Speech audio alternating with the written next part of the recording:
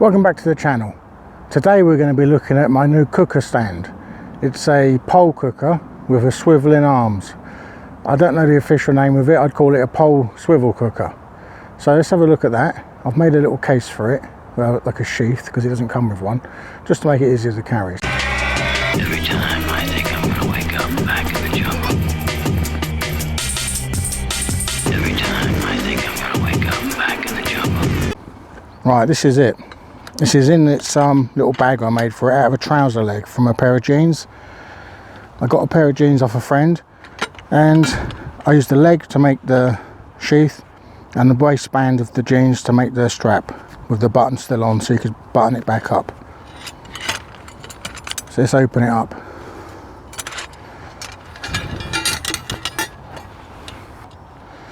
There's quite a few pieces to this. Let's start with the main shaft. So you've got these steel rods.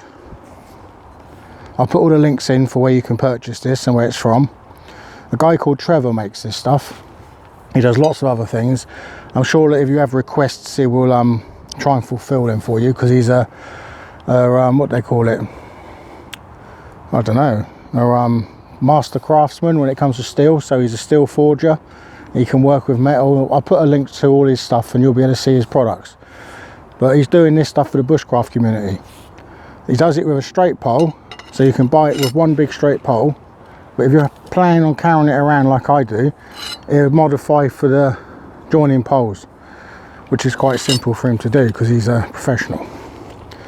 So there's your main pole system, which is 1 metre long by the look of it. Get you in there. I'd say that's about 1 metre long, 3 foot. Yeah. So what you do is you drive this into the ground. So I'm on a hill. I don't know if you can notice that. It's put you in a, this is why this is a fantastic thing. I'm on a hill. You can probably see the level of this.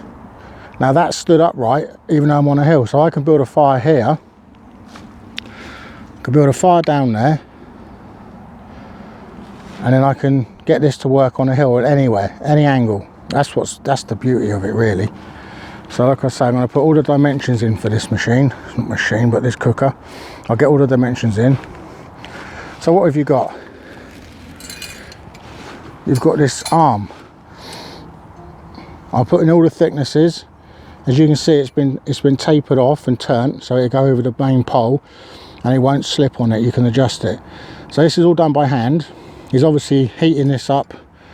He's got a flow of lava, I've heard, running through the workshop, and he shoves it in, pulls it out and says, "Where's my precious?" Now apparently he doesn't do that. What he does, he uses standard up-to-date tools and forges, and then he'll hammer it into a square and twist it so it'll fit perfectly. I'll show you that over the pole.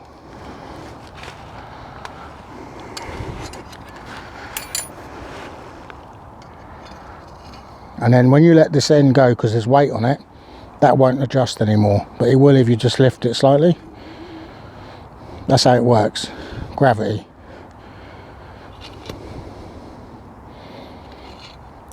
And this actual ring for a pan holder, like you can put a frying pan, because a frying pan doesn't have a bail arm, so how would you hold a pan on this? You put it in a ring. If you have a cup, the cup's going to be a bit small. It won't fit on that ring, so you need to put this attachment on, which is the trivet. So you can place a small item on there, like a cup. The best thing about the trivet, it comes off, so you can stand it separately. It's got legs on it, so that'll stand flat wherever you want to put it on the ground. On a worktop, whatever. Something you don't want to get burnt, you can put that hot for the hot pans after it comes off the ring, perhaps. Because it's multi-useful, you can do what you like with it, really. And the other thing about this ring, if you didn't want to put it on that way around, all these things will go on either way, whether they're designed to or not. You can flip it over and it will still go on and it'll still hold like that. So let's get the other ones out.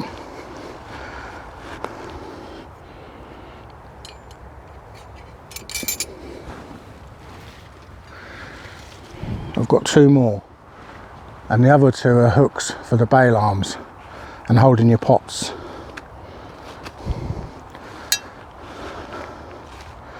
So these come in 2 lengths. I'll put all the measurements in. So you've got the shorter one, exactly the same design. It's been thinned out this end and made a hook so you can hang your smaller pots, and then it's been squared off and hammered into the shape to go over the pole. So we'll fit those.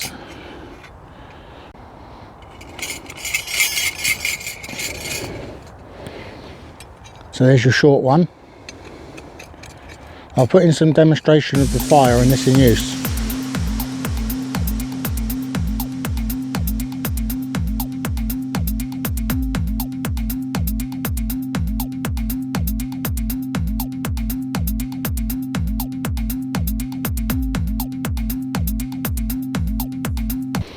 And I'll put a link to a video that Dave's got, my mate Dave in Camp and Chill, because he's done a video with this in use. And there's your longer bar, so it's exactly the same principle, it's just longer. Now if you've got a fire built, you can move it above the fire, and the beauty of it is, if you've got water on the boil and you're trying to boil up a kettle, once that's boiled, you normally take it off the heat and you have to put it down, and then if you want another drink, you've got to get it back on and start boiling it again. With this, you can be hanging it over the fire here. As soon as it's come to the boil, move it out of the way. Then you can put it back over the fire, or have it slightly over the fire so it stays warm, but it's not over boiling. It's absolutely brilliant. I've used it. I'll put in some clips, and I'll put in some clips from Dave's, so you can see what he's been doing with it, because he's got another one. I've got this one after Dave bought his, and because it's handmade for your order, so you're ordering this and he's making them by hand, I'm going to put in all the measurements, but just be aware they're not going to be identical. They're all going to be slightly different because it's a handmade item, not mass produced. So I'll put the price in the description, and I'll put where you can find it. And I'll put in links to his channel and page and all that goodness. So you're going to get all the measurements. I'm going to do it. I'll take a photo of this and I'll stick all your measurements on and all the things you need to know, so you've got an idea of the size, because videos doesn't tell you everything, does it?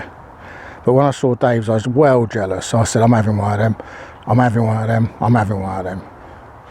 So really pleased to show you this. I want to thank Trevor, because he's great. Contacted him directly, told him I wanted my pole split because the one he advertised was straight, and he said no problem. Got it done, and it was sent out, and I've got it within, I think it was 4 or 5 days, because he had to rework it. So, and Christmas as well. I only got it recently, so I'm very pleased with this. I'm going to get all the specs, weights, everything, and put it into the photos. So keep watching, and all the specs for Trevor will be in there as well.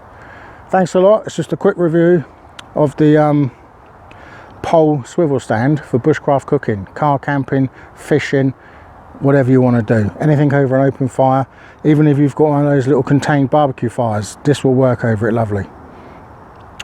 So I'm going to put all the technical stuff in now, the stuff that you need to know, because the video doesn't always show you what you want to know.